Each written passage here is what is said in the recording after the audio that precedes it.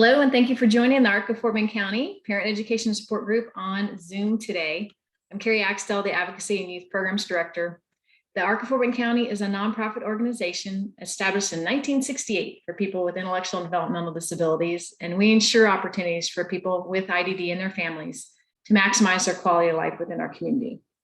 We do that through disability rights advocacy for and with people with IDD, and we provide information about community services and resources. Organize resource fairs, support groups like this one for parents, as well as adult siblings.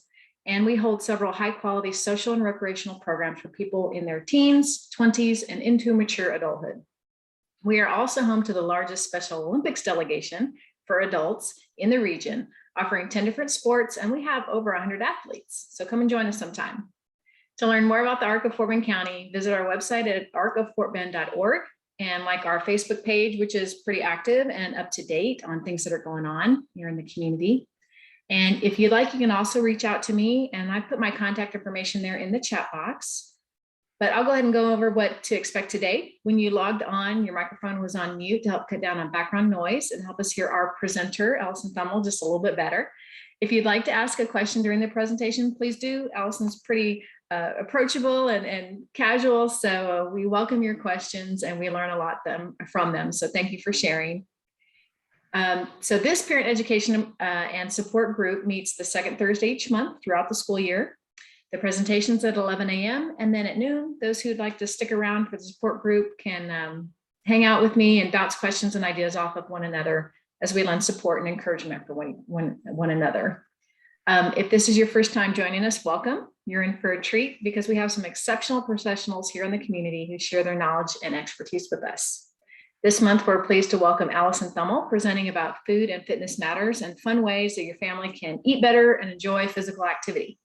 Allison is a registered dietitian, nutritionist, and a certified exercise physiologist.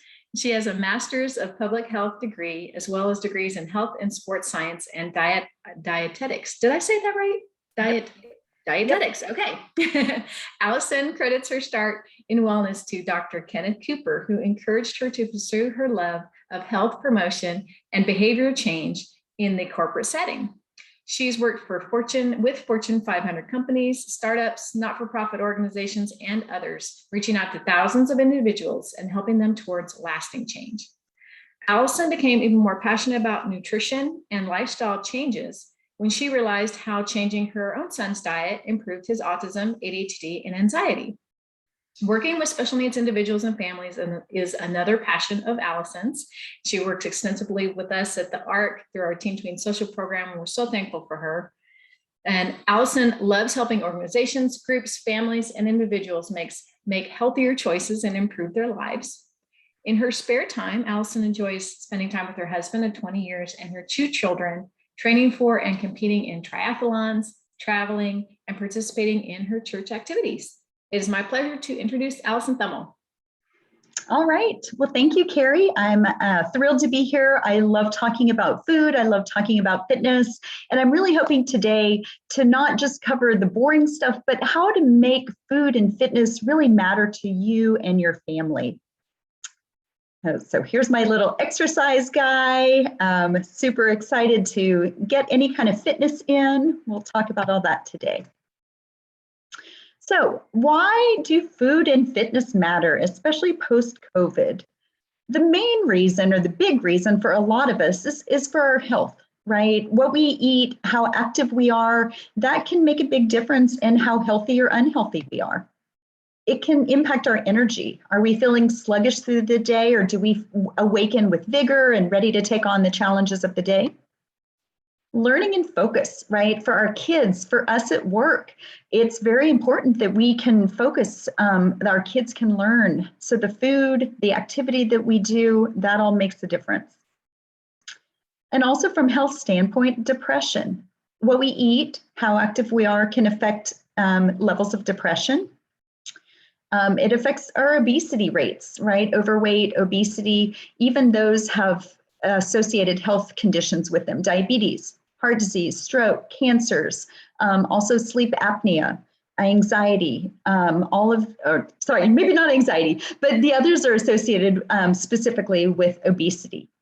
And rising healthcare costs. Did you know that for an overweight woman, $4,000 is what it's kind of attributed to what it costs to be an overweight individual. For a man, it's a little bit less, about $2,700. But every year, if you are in the overweight or obese category, it costs more. Healthcare costs more, and as we all get older, the costs rise as well. And discrimination, there's a lot about equity in the workplace, and unfortunately, overweight and obesity can still be discriminated, right? So there's factors associated with that. And then there's others. You might be able to think of other reasons why food and fitness matter. So let's talk about food. I love this quote. Every time you eat or drink, you are either feeding disease or fighting it.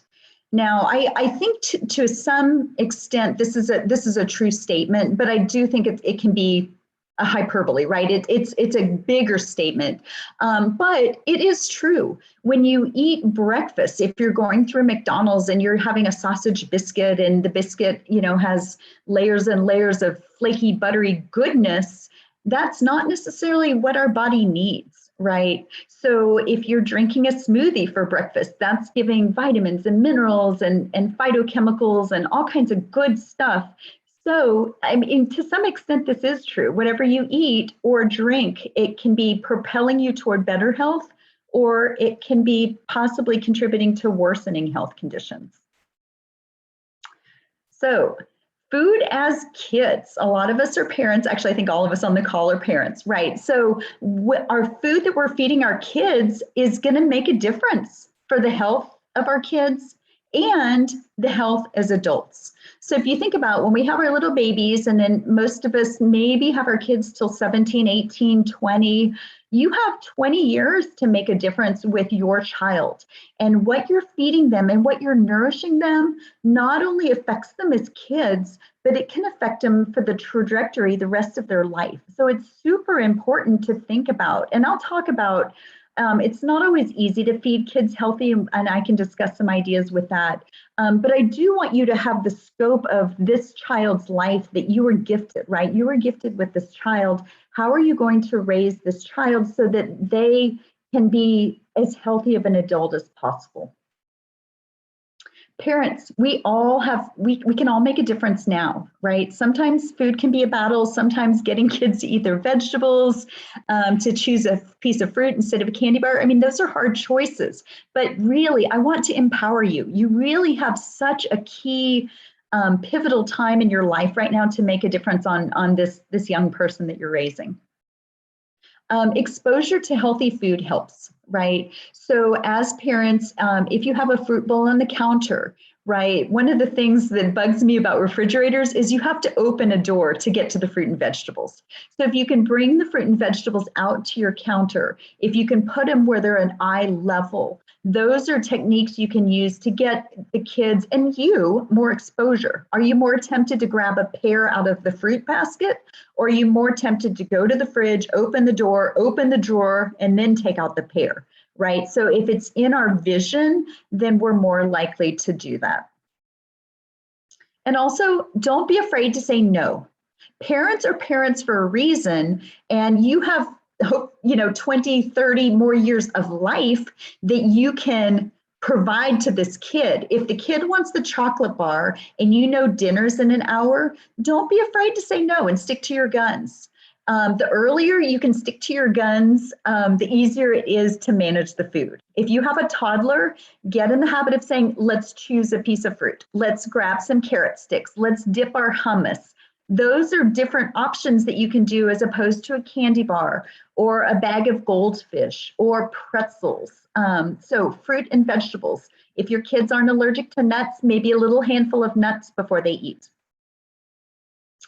And don't be afraid to set limits on junk. I don't even call this junk food because it's not really food, right? It's just junk. So we're looking at pop, candy, desserts, chips. All of this is empty calories that aren't really nourishing our kids.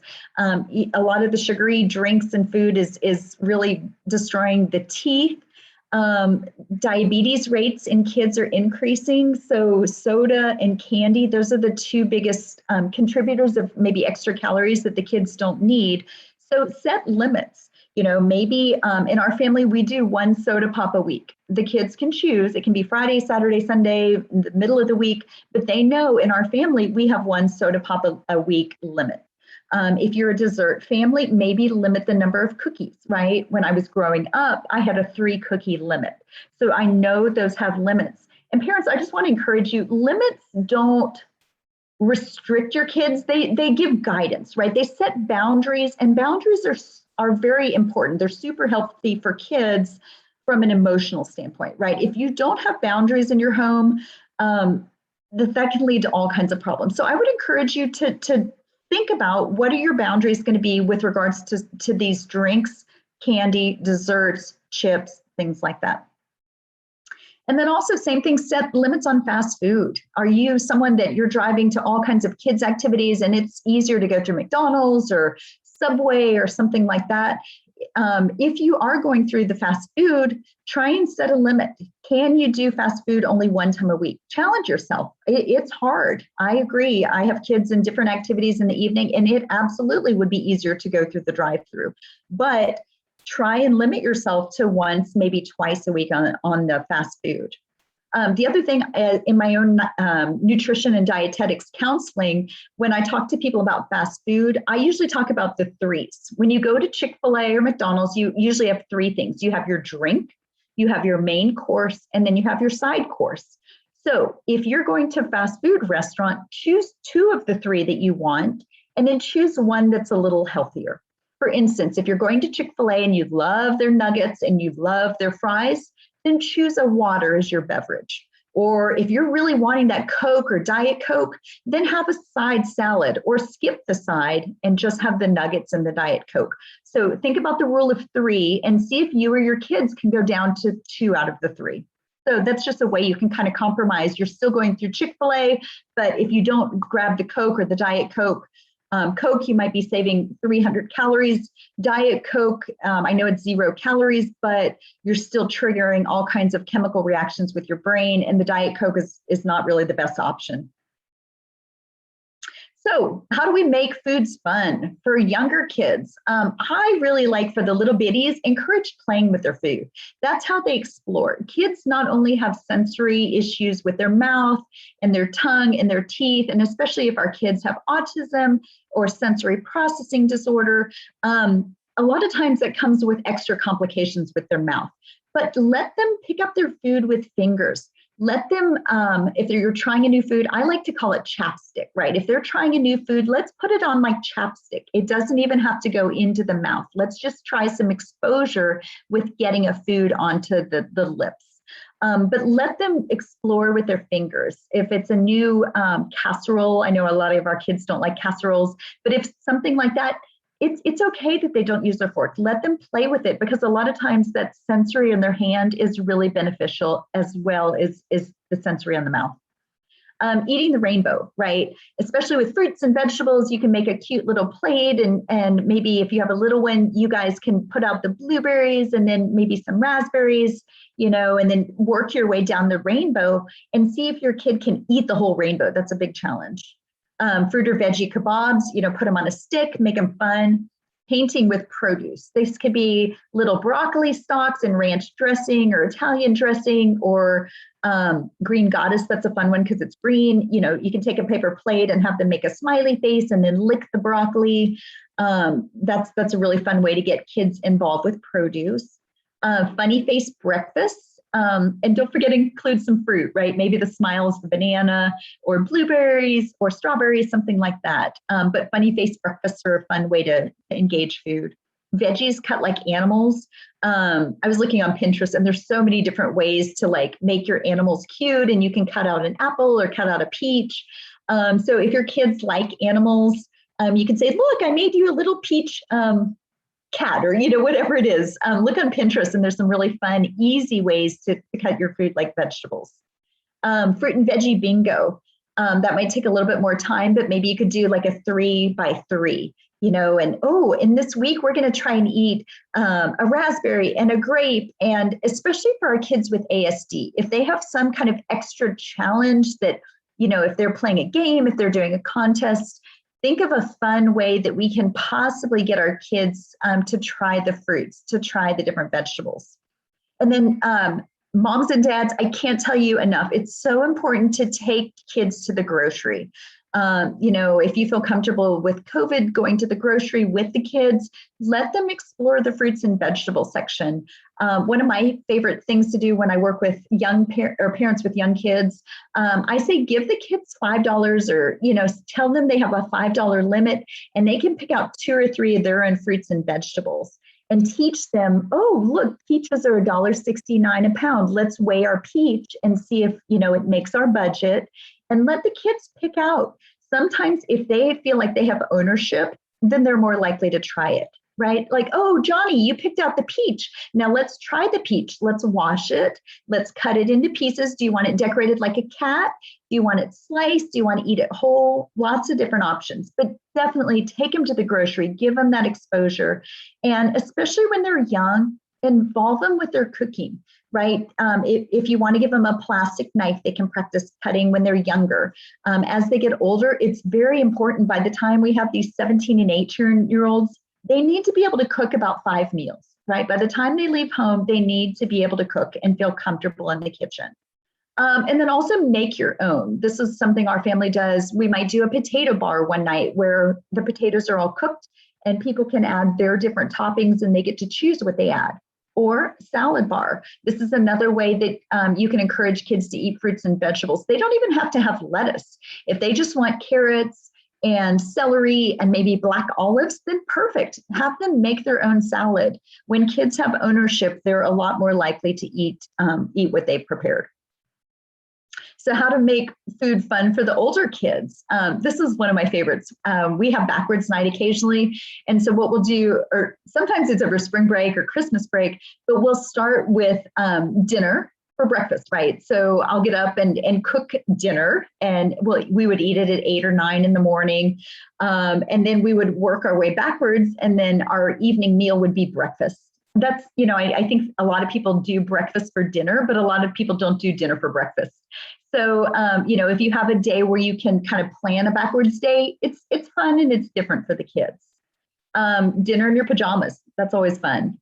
Have the kids plan and make a meal. If they look at recipes or they go to Food Network and they're watching different chefs. I have a lot of kids with ASD that love watching people cook. So use that and have them plan out a meal. You might need to help them a little bit more, but if they are involved and they have that ownership, kudos to them. I mean, that's terrific. Pirate night. This is a fun one that we learned at Girl Scout camp. And pirate night uses utensils that you wouldn't think of. So for instance, if you're serving a pork chop and a baked potato, use a spatula to try and eat your pork chop, or use, what's the other one? Like a ladle, a ladle to eat your mashed potatoes, things like that. Grab those utensils that you use to cook, maybe tongs, right? Grab tongs and have it be a pirate night. If you have pirate hats or the kids want to put an eye patch on, something to make it fun.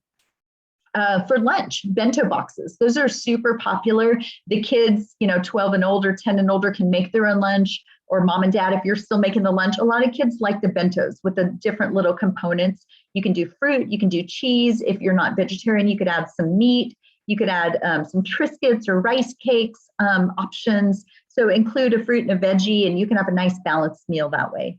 And then a chopped meal. This is something where maybe as the parent, you give the kid 3 ingredients and they have to come up with dinner for the night or the meal for the day with those 3 ingredients. That's always fun. If you want it even more, you can add a 45-minute time limit or something like that. But that's a way to engage our kids and helping these older kids enjoy food and make food fun. And then eating your meal outside, especially with these beautiful November temperatures, say, you know what, guys, we're going to eat our meal on the front porch, on the back porch, on our apartment patio, wherever, just something a little bit different. Candles, that's another, one of the ladies from my church said, Allison, every Sunday we sit down, we have a nice tablecloth, we put candles, and that's our Sunday afternoon meal. So making food special, making food fun, that's so important. And then the next tab, creating a special menu, right? If the kid wants a certain dessert or, I'm trying to think, broccoli rice casserole. That's one of my cousin's favorites. So sometimes my mom makes the broccoli rice casserole, right? Knowing what the person likes and creating a special meal for that. I talked a few minutes ago about watching cooking shows. A lot of our kids love watching cooking shows, baking shows. And then the last one for older kids is if you buy like a Chef for You or another food delivery, have the kid order what's being brought home for dinner, right? So those usually come in a big box. Sometimes you can buy 4 meals a week or 3 meals a week. They can be a little more expensive, so I would caution you on that just to look at the price.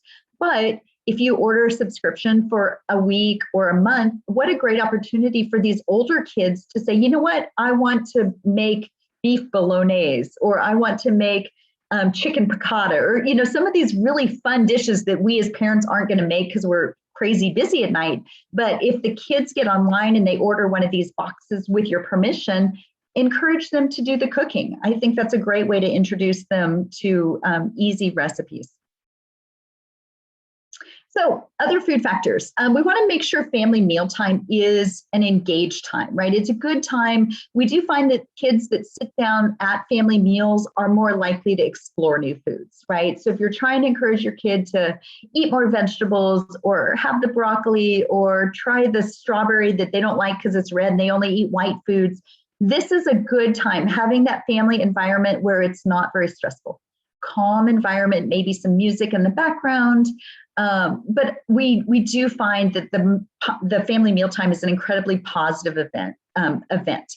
We find that the research shows improved SAT and ACT scores, less dropout rates, less alcohol, drugs, premature sex, things like that. All of these can be tied to stronger mealtime patterns.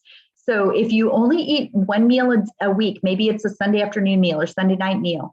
If you can do it more often, the more often you can have that good family meal sitting together, even if it's fast food, but sitting together, having conversations, it's so beneficial for these kids, psychological and health benefits.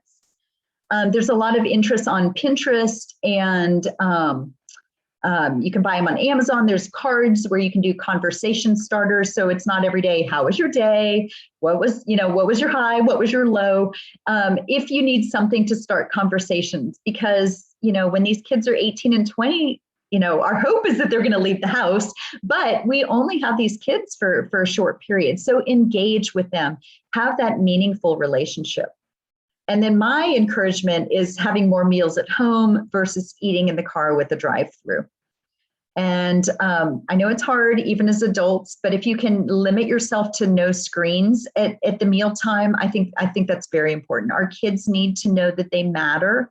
And when you're having that one-on-one conversation, or even if it's quiet, if there's no screens interacting, you're telling your kids they're important.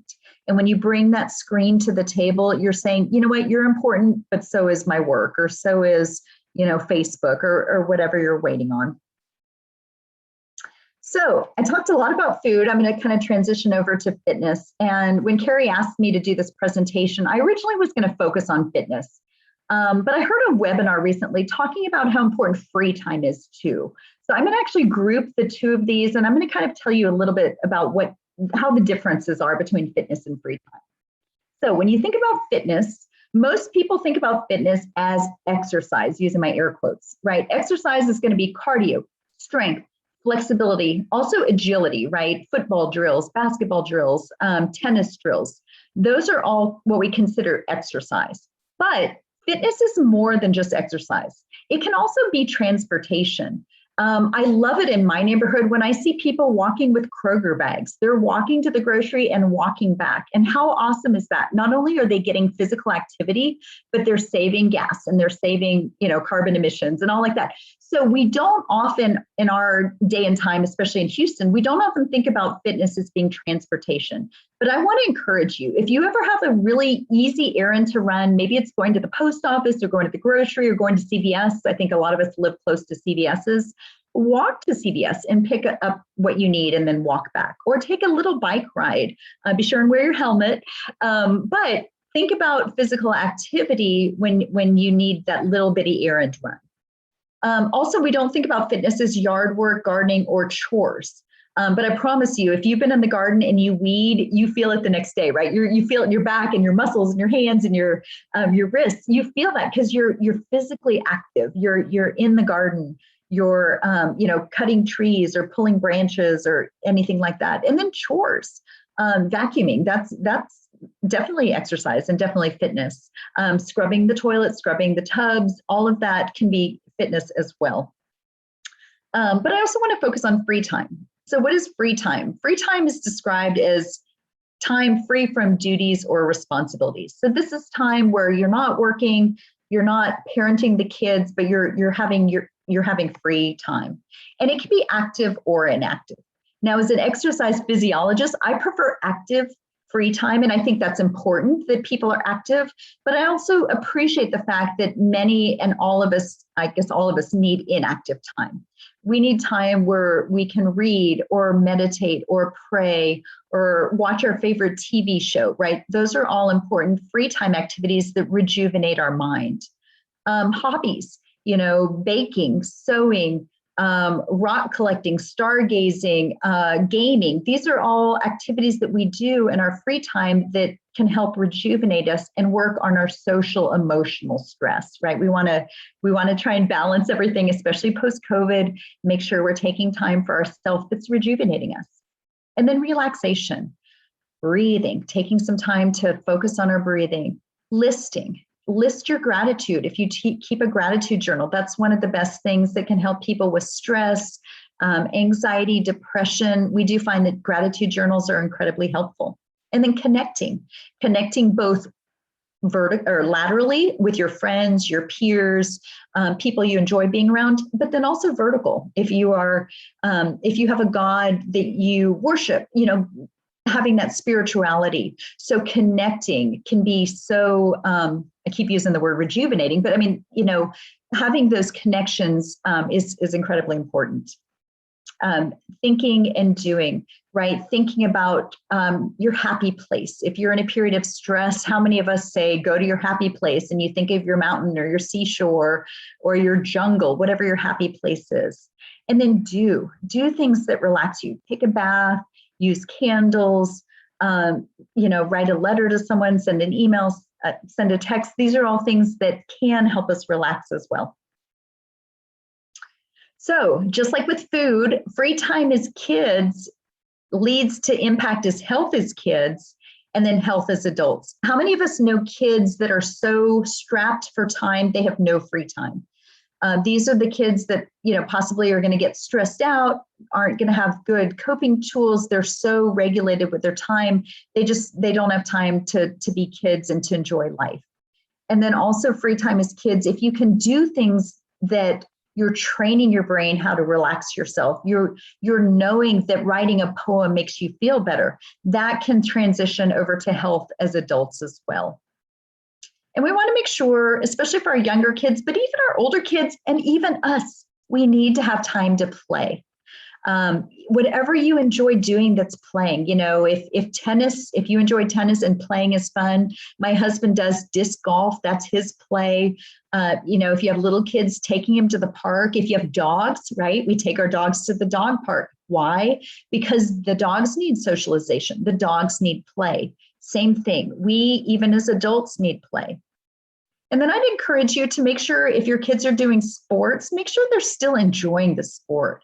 So much of the time, the sport is just about winning the game, but the kids need to enjoy learning to throw the baseball, learning to hit better, learning to do gymnastics, learning to, master a serve in tennis or a serve in volleyball. These are important, but we want to make sure that the sports that our kids are participating in are still fun. And then I talked a few minutes ago, more transportation. How fun is that to take your family on a bike ride? We did this a few months ago during COVID. We biked to the grocery and we bought our dinner and then we took it to the park. And so not only did we bike to the grocery, but then we had a little bit of an evening at the park as well. And then I know this is an uphill battle, but parents, less screen time. If you can, well, you can set limits. I want to empower you. You can set limits and stick to them. The younger you can give these kids guidelines, the easier it's going to be as they transition. I'm reading a book talking about the technology and how it's impacting the health of our kids. And it's crazy how detrimental screen time can be. It is increased anxiety, increased depression, increased obesity, all kinds of factors. But if you have little kids, I think the American Academy of Pediatrics, if I'm not mistaken, says 2 hours or less. But this book that I was reading talked about the average teenager spends, I think it's 10.9 hours a day on screens. So 10.9 out of 24 hours. That's crazy, almost 11 hours of screen time. So whatever age of your kids, set limits and then stick to them. So how do we make free time fun? Play outside, picnics on Friday or Saturday nights at the park, go outside and throw the ball, play monkey in the middle, frisbee. Those are all fun activities, super easy, don't take a lot of planning. If you're watching TV, this is something I make my family do during like the Super Bowl. So it's a commercial and we have to do push-ups, things like that. That might not be for everybody, but how awesome would that be that, if you're watching a show and you have 4 commercials, I know you're probably speeding through them, but maybe do 2 or 3 push-ups during every commercial. Shoot hoops or play horse. If you have access to a basketball goal, also think about your parks or your schools. A lot of schools will keep their basketball hoops open and just go play around one Saturday. Just say, hey guys, let's go play horse at the school and go shoot some baskets. We already talked about the family bike ride, family walk, scavenger hunt walk. This is something, especially for the little kids, put 5 or 6 things on a card and say, hey guys, we're going to go on a walk. Let's look for a bug. Let's look for an airplane. Let's look for a gray car and look for things that you're pretty sure might be in your neighborhood and then go look for them. That gives purpose. A lot of 4 and 5-year-olds aren't going to go for a walk, but if you tell them we're going to have a scavenger hunt or, take a little bag and you're going to collect a yellow flower and a brown leaf, and have a bag where they collect it, they're a lot more likely to do a walk. And then walk your dog. If you have a dog, walk your dog. If you don't, you can have a pretend dog. When I was a kid, there were those leashes that had no dogs, but you walked your invisible dog. So, little kids, look for bugs. Let's go see how many bugs we can see on our walk. Let's walk to the mailbox and count bugs. When it's summertime or a little bit warmer, play in the sprinklers. How fun is that? Even as parents. If your kids can see you, put on your old t-shirt and your jean shorts and go out and play in the sprinkler with them, they get to see mom or dad having fun in the sprinkler too. Tag and hide and seek. Hide and seek is a very easy game. You can play in the house. It doesn't have to be outside, but that's just another way that you can have fun in your free time. And then my favorite, combining food and free time, because food and free time is important. Younger kids or older kids can go to a farmer's market. And same thing, if your financial resources allow it, give your kids a few dollars and have them go to the farmers and pick out the fruits or the vegetables they want, or the honey from the bee farmer. But have them engage and look at the produce. There's so much benefit from buying local. And I know everybody talks about buy local. And I heard this recently that those of us that suffer with allergies, if you can buy produce that's local, that plant is having those same allergens and the same toxins and things like that. And that's why it's helpful from a health standpoint to buy local. So if you buy a local squash, it's been exposed to, the things that we are in the Houston area. And then when we eat that can be a protective, the zucchini or the squash can protect us because it's been raised in our local community. Same thing with local honey, right? We want those bees that are pollinating the flowers and the trees and things like that. And then especially if we have allergies, I work a lot with kids with allergies, that bee has brought that local allergen, and it helps when we eat the local honey. So visit a farm to pick berries, plants. We have a lot of those places in our area. A little shout out to Froberg's over in Alvin. That's a great place in the March, April time to do strawberries. One of my clients is in Conroe. She said there's a blueberry farm or plant. Well, anyway, there's blueberries up in the Conroe area. We have a lot of gardens in the area. So this is a great way to teach kids, oh, let's buy some basil. Let's cook with basil. Let's buy some rosemary. Let's cook rosemary chicken. This is a great way that we can have exposure with those plants and then bring it into our cooking as well. If you know anybody that raises chickens, see if they'll let you go and pluck some chicken eggs. Or if you know anybody that still milks their cow, see if your kids can go milk a cow or goat milk, right? There are farmers in the area that sell goat milk. Those are just all ways that we can incorporate our free time in our food. And then once again, teach our kids to cook. Even if you as a mom or dad don't love to cook, it's so important that your kids can do little things. We need to teach them to cook. We don't want a society where they have to go to restaurants all the time because they don't have any tools to cook.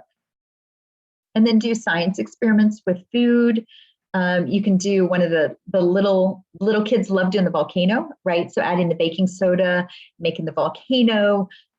You can do, how long does it take your apple to brown? You can put lemon juice on your apple. You can put sugar on the apple and salt on the apple and see which one browns. So involving, if your kids like science, there's so many resources with science and food that you can explore.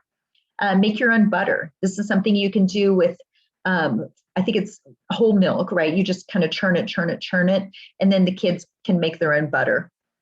And then growing an herb garden. A lot of people started gardens during COVID.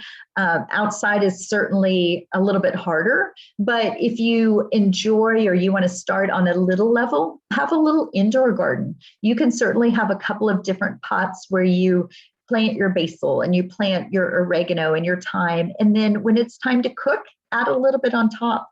Herbs can be a very good way to start your intro garden. So, and last thoughts, my closing thoughts are, there's a relationship between health and physical activity can be the fitness. So not only does your child's physical activity affect their health, but their health affects their physical activity.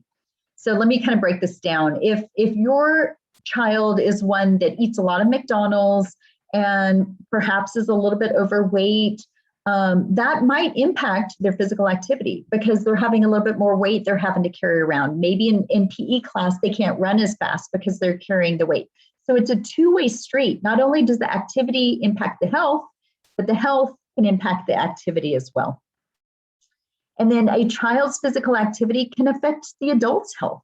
These little guys that we're raising, like I said, we have that 18 to 20 year span where we can make a difference. We can make an impact on how they're going to be as adults. Not always, but if we can get these kids to eat a little bit better, a little bit healthier choices, less fat, more fruits, more vegetables, more nuts, things like that, that can make a big difference as their health and as an adult. And then same thing, child's physical activity. If kids can flourish and be physically active as children, they are more likely to be physically active adults.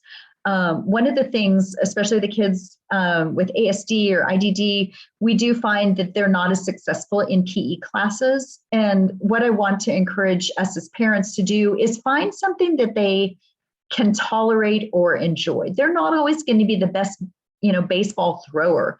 But if they like going for walks and you look for bugs, then find their interest and try and do something that engages and helps them be physically active. We're not looking to help these kids become star athletes. We just want them active because guess what? If they're not active, they're going to be on their screens. And when they're going to be on their screens, they're going to, go into overweight and possibly obese kids or overweight and possibly obese adults. So we really want to make sure that that we find activities that the kids can enjoy and feel good about. We don't want to put pressure and say, hey, we want you on the baseball team, or if they like the Special Olympics. I know Carrie talked about all the athletes. I think that's tremendous. Engaging those kids and having that social network where they're on the track and they're running with their friends and they have their coach out there, and if they're enjoying it, Man, that's awesome. Keep that up. Parents, keep driving them to those activities if they enjoy it, because it's very important for them, not only as kids, but as adults as well. And then the last relationship, or I guess there's two more, child's health leads to adult's health. If we can help these kiddos be a little bit healthier to age 18, they're more likely to be a little bit healthier after the age of 18. So the fitness, the stress management, the nutrition, the enough free time, less stress with school, better social engagements and interactions. And then here's the final relationship, adults' physical activity and adults' health. And that's the one most of us on this call, are in. Our physical activity affects our health, and our health affects our physical activity. So as you can see, there's a lot of really intricate relationships between these. Oh, and I have one more point. Here's my last point. Only 2% of inactive kids become active adults. So that's so important to get these kids active when they're younger, because it does transition over to adulthood. So as a parent, you have a privilege and you have a right and a duty. I love encouraging people, feed your kids well. And then also free time and fitness your kids well. Do activities and things that you enjoy that's helping your child or your children lead their best life. Oops, sorry, wrong way. Here's my star, because you have a privilege, a right, and a duty. When you became a parent, you probably didn't realize what a hard job it would be, but you have such an impact that you can make in this little person's life. So because food and fitness matters.